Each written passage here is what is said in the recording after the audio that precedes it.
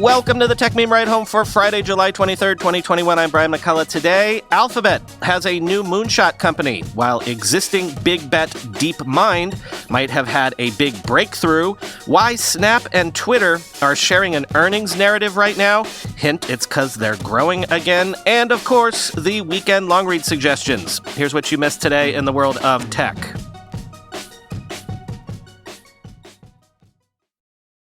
Alphabet has a new moonshot. It's called Intrinsic, a new company to build, apparently, although we're not entirely sure, software for industrial robots. And so Intrinsic will join Alphabet's portfolio of other bets. That includes the likes of Waymo, Wing, and Verily. Quoting The Verge. Details on what exactly Intrinsic is building or who its customers will be are unclear. A blog post from the company's new CEO, Wendy Tan White, discusses Intrinsic's ambitions in broad terms, saying it will, quote, unlock the creative and economic potential of industrial robotics for millions more businesses, entrepreneurs, and developers, end quote, by creating software that will make industrial robots, quote, easier to use, less costly, and more flexible, end quote. Robotics have been an obsession at Google for years, but the company's efforts have been unfocused and have yet to produce any commercial hits. In 2013, Google went on a shopping spree for robots, buying 7 companies in roughly 6 months, including Shaft, a Japanese firm known for bipedal robots, Bot and Dolly, makers of very cool viral videos, and Boston Dynamics, which needs no introduction. The effort was named Replicant and headed by Andy Rubin, an executive who co-founded the Android mobile operating system. Over the years, though, no news emerged from Replicant, and Google either sold off or shut down most of its acquisitions. Why? Partly because robots are hard to make and not very profitable, but also because of Rubin's departure from the company in 2014 after being accused of sexual misconduct, which Google kept secret at the time. Since Replicant's failure, the company has focused more on the software side of things, using machine learning to teach robots to manipulate objects without direct supervision. This plays into Google's strengths and will apparently be Intrinsic's focus going forward. Quote, over the last few years, our team has been exploring how to give industrial robots the ability to sense, learn, and automatically make adjustments as they're completing tasks so they work in a wider range of settings and applications, writes Tan White in the blog post. We've been testing software that uses techniques like automated perception, deep learning, reinforcement learning, motion planning, simulation, and force control, end quote. Speaking of another Alphabet moonshot or other bet, Alphabet subsidiary DeepMind says it used AI to create transformative mapping of human proteins. Some compare the potential impact of this work to that of the original Human Genome Project, which, big if true, quoting The Verge. Proteins are long, complex molecules that perform numerous tasks in the body, from building tissue to fighting disease. Their purpose is dictated by their structure, which folds like origami into complex and irregular shapes. Understanding how a protein folds helps explain its function, which in turn helps scientists with a range of tasks, from pursuing fundamental research on how the body works to designing new medicines and treatments. Previously, determining the structure of a protein relied on expensive and time-consuming experiments. But last year, DeepMind showed it can produce accurate predictions of a protein structure using AI software called AlphaFold. Now the company is releasing hundreds of thousands of predictions made by the program to the public. Quote, I see this as the culmination of the entire 10-year-plus lifetime of DeepMind, company CEO and co-founder Demis Hassabis told The Verge, quote, from the beginning, this is what we set out to do, to make breakthroughs in AI, test that on games like Go and Atari, and apply that to real-world problems to see if we can accelerate scientific breakthroughs and use those to benefit humanity, end quote. There are currently around 180,000 protein structures available in the public domain, each produced by experimental methods and accessible through the Protein Data Bank. DeepMind is releasing predictions for the structure of some 350,000 proteins across 20 different organisms, including animals like mice and fruit flies and bacteria like E. coli. There is some overlap between DeepMind's data and pre-existing protein structures, but exactly how much is difficult to quantify because of the nature of the models. Most significantly, the release includes predictions for 98% of all human proteins, around 20,000 different structures, which are collectively known as the human proteome. It isn't the first public data set of human proteins, but it is the most comprehensive and accurate. If they want, scientists can download the entire human proteome for themselves, says AlphaFold's technical lead John Jumper. There's a human proteome.zip, effectively. I think it's about 50 gigabytes in size, Jumper tells The Verge. You can put it on a flash drive if you want, though. It wouldn't do you much good without a computer for analysis, end quote. After launching this first tranche of data, DeepMind plans to keep adding to the store of proteins, which will be maintained by Europe's flagship life sciences lab, the European Molecular Biology Laboratory, or EMBL. By the end of the year, DeepMind hopes to release predictions for 100 million protein structures, a data set that will be, quote, transformative for our understanding of how life works, according to Edith Hurd, Director General of the EMBL. The data will be free in perpetuity for both scientific and commercial researchers, says Hasebis. Quote, anyone can use it for anything, the DeepMind CEO noted at a press briefing. They just need to credit the people involved in the citation, end quote. Understanding a protein's structure is useful for scientists across a range of fields. The information can help design new medicines, synthesize novel enzymes that break down waste materials, and create crops that are resistant to viruses or extreme weather. Already, DeepMind's protein predictions are being used for medical research, including studying the workings of the virus that causes COVID-19. New data will speed these efforts, but scientists note it will still take a lot of time to turn this information into real-world results. Quote, I don't think it's going to be something that changes the way patients are treated within the year, but it will definitely have a huge impact for the scientific community. Marcelo C. Sousa, a professor at the University of Colorado's biochemistry department, told The Verge, end quote.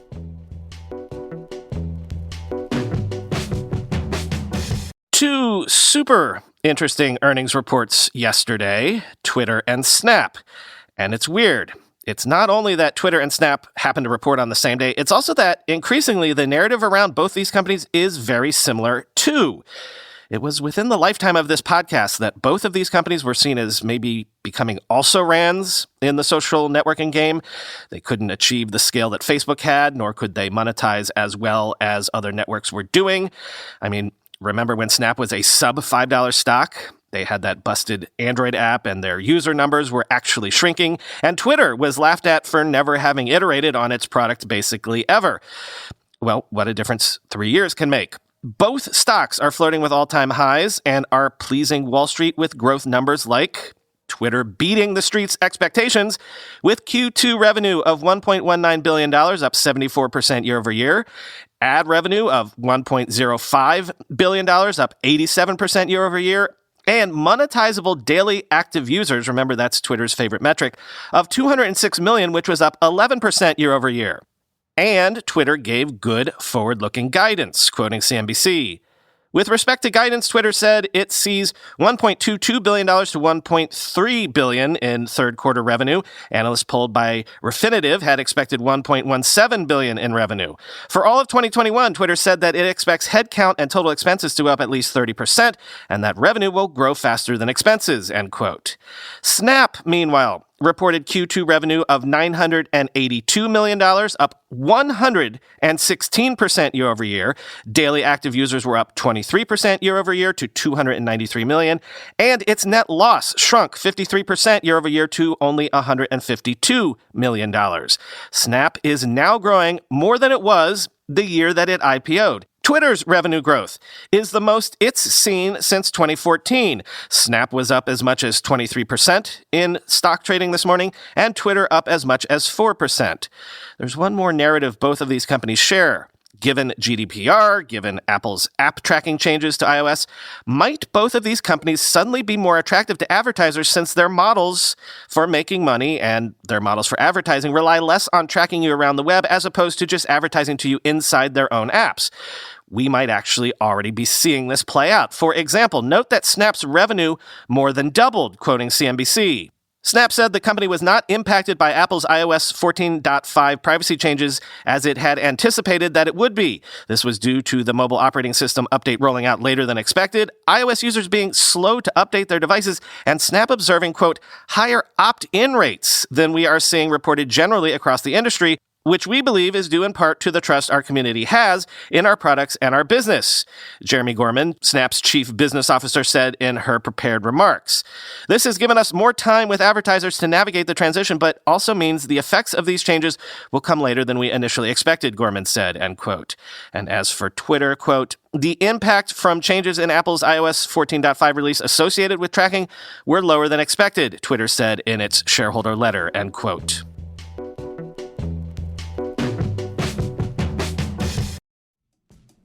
If dreams of vacations and enjoying the fun of life are turning back into a reality for you, don't let concerns over financial setbacks keep you from saying yes. Credit Karma helps you keep your financial goals in check so you won't have to hit pause on a good time ahead. Credit Karma's game-changing technology shows you tailored offers for credit cards and personal loans that you're more likely to be approved for so you can apply with more confidence. They use your credit and other financial information to show you custom recommendations.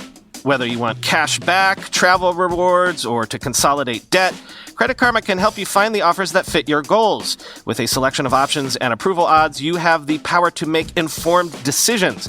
Go to creditkarma.com/podcast to learn more and find offers tailored just for you. That's creditkarma.com/podcast, or you can see your offers on the Credit Karma app.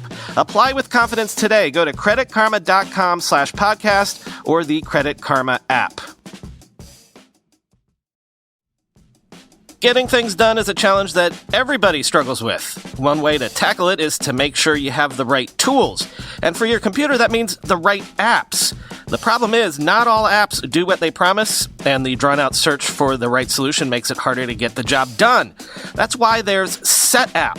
SetApp is on a mission to help users get more done. With SetApp, there's no more worrying about having to search for apps to solve a problem. SetApp packs over 200 apps for your Mac and iPhone into one. There's an app for almost any task, so you can stay in your flow and finish what you started. With SetApp, you can think about your tasks, not apps. A dedicated curation team not only selects the highest quality apps, new apps are added to SetApp regularly. Updates are free, and all the apps are full-featured pro versions. It's also a great value. Instead of paying thousands of dollars for separate licenses, there's just one flat monthly fee. Head over to setapp.com to try SetApp free for a week. If you like SetApp, pay just $9.99 per month as long as it's useful to you. And trust us, it will be. Setapp.com for a free week trial. Time for the weekend long read suggestions. We mentioned DeepMind and its breakthrough on protein mapping earlier in the show, but what about one of its biggest competitors, Watson? Well, the New York Times takes a look at how Watson has maybe not been the breakthrough success that IBM was expecting it to be by now. Quote, Watson wasn't just going to change industries, it was going to breathe new life into IBM, a giant company but one dependent on its legacy products. Inside IBM, Watson was thought of as a technology that could do for the company what the mainframe computer once did, provide an engine of growth and profits for years, even decades. Watson has not remade any industries, and it hasn't lifted IBM's fortunes. The company trails rivals that emerged as the leaders in cloud computing and AI, Amazon, Microsoft, and Google. While the shares of those three have multiplied in value many times, IBM's stock price is down more than 10% since Watson's Jeopardy triumph in 2011. The company's missteps with Watson began with its early emphasis on big and difficult initiatives intended to generate both acclaim and sizable revenue for the company, according to many of the more than a dozen current and former IBM managers and scientists interviewed for this article, end quote. But hey, let's stick with making this a day of breakthrough news. The Wall Street Journal says a startup called Form Energy has seen a breakthrough in iron-air batteries, which could have big ramifications for storing electricity on the power grid. Quote, Form is preparing to soon be in production of the kind of battery you need to fully retire thermal assets like coal and natural gas power plants, said the company's chief executive, Matteo Jaramillo, who developed Tesla's Powerwall battery and worked on some of its earliest automotive powertrains. On a recent tour of Form's windowless laboratory, Mr. Jaramillo gestured to barrels filled with low-cost iron pellets as its key advantage in the rapidly evolving battery space. Its prototype battery, nicknamed Big Jim, is filled with 18,000 pebble-sized gray pieces of iron, an abundant, non-toxic, and non-flammable material.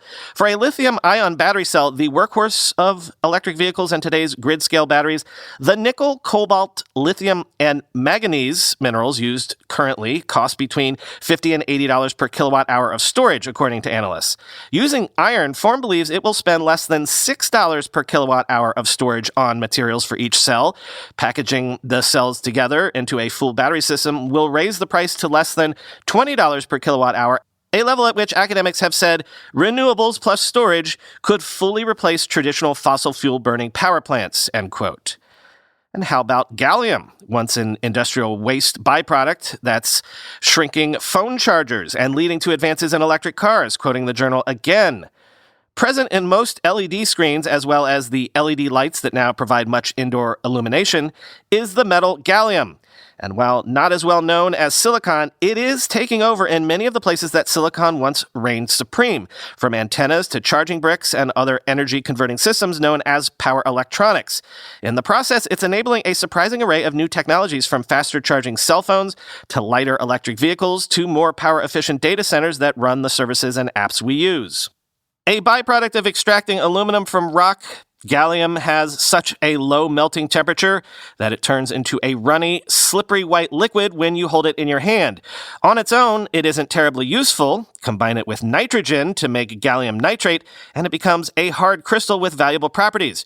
It shows up in laser sensors used in many self-driving cars, antennas that enable today's fast cellular wireless networks, and increasingly in electronics critical to making renewable energy harvesting more efficient. Many of the most tangible things made possible by gallium nitrate, also known as GaN, are happening in power electronics. Today, you can buy small USB-C chargers with enough juice to power your laptop, phone, and tablet simultaneously, even though they are no bigger than the much less powerful versions that have, for years, come with our gadgets. Power electronics that convert one voltage level to another are also key to many aspects of electric vehicles. They are smaller, lighter, more efficient, and emit less heat, so EVs can travel further on a charge, says Jim Whittam, chief executive of chipmaker GaN Systems. Those properties also are great at squeezing significantly more electricity out of renewable energy sources such as solar panels, he adds. Even small efficiency gains in converting electricity add up when they happen multiple times, as in a renewable power grid that includes battery storage, end quote. I've said many, many times that whoever cracks the battery nut will make billions, perhaps trillions of dollars, so maybe there's two angles to that. And finally this week, I usually don't share stories from the Financial Times because they have such a hard paywall. But if you can get through the paywall, this is the story that I discussed on the Twitter space the other night. It asks the question, have all of these self-driving startups been going about self-driving the wrong way? Quote, driverless groups such as Waymo, Microsoft-backed Cruise, Amazon-owned Zoox, and Aurora, which announced plans for a public listing last week, are betting on a moonshot solution with no plan B. They plan to offer full autonomy, albeit ring-fenced to certain locations, or nothing at all. In regulatory jargon, this is called Level 4, in which a robot driver requires no input from passengers. Level 5, the highest step, would allow the vehicle to go anywhere. This go big or go home approach stands in direct opposition to the step-by-step path of the ADAS players led by suppliers Mobileye, Aptiv, Magna, and Bosch, which work with all the major car makers. Their advances mean most new vehicles already have partial automation, levels 1 and 2, including cruise control and automated braking. Tesla's autopilot system is the best-known Level 2 system. The notion that this low-cost evolutionary track could experience a butterfly-like transformation to offer a fully driverless experience has long been dismissed by the Level 4 groups. Chris Urmson, Aurora chief executive, put it eloquently in 2015 when he was Google's leading driverless engineer. Quote, conventional wisdom would say that we'll just take these driver assistance systems and we'll kind of push them, and over time, they'll turn into self-driving cars, he said. Well, that's like me saying that if I work really hard at jumping, one day I'll be able to fly, end quote. Urmsum's logic felt sound at the time. ADAS was rudimentary, where robotaxis seemed just a couple of years away from mass deployment. Waymo prepared to order 82,000 such vehicles in 2018. Uber projected it would have 100,000 on the road by 2020, and Lyft divined that a majority of its rides would be autonomous by 2021. But none of that happened. Instead, the closer they got to consumer-facing products, the more complex the problem was understood to be. At the same time, the traditional automotive industry has been galvanized by these efforts and has evolved ADAS into a multifaceted feature set capable of hands-free highway driving, automated lane changes, and robotic valet parking. Ignema says the dramatic improvements in ADAS were unforeseen, and he now sees the two technology curves converging. Level 4 groups are desperately trying to bring costs down to boost their business case, while ADAS suppliers are accelerating their performance to achieve maximum safety. Quote, "In 2015, I would have agreed with Chris Urmson." Ignema says, "Every intelligent observer in the industry believed that was the right path forward. But what that failed to anticipate was the increase in performance, in part enabled by deep learning and other advances that would allow us to do things with radars and cameras that I would not have thought possible in 2015, end quote. I've said it before and I'll say it again. I don't need level 5 or even level 4. If I can just read a book while commuting on the highway to work, then that's all I really need.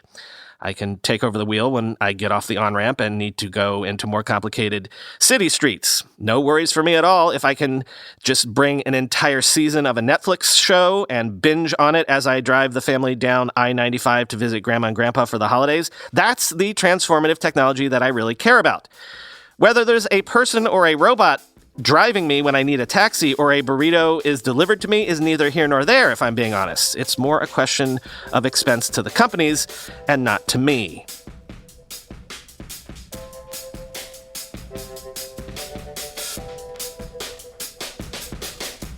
All right, there is no additional Ride Home Plus content this weekend, but I will share the Twitter space we did this Wednesday night with everybody tomorrow.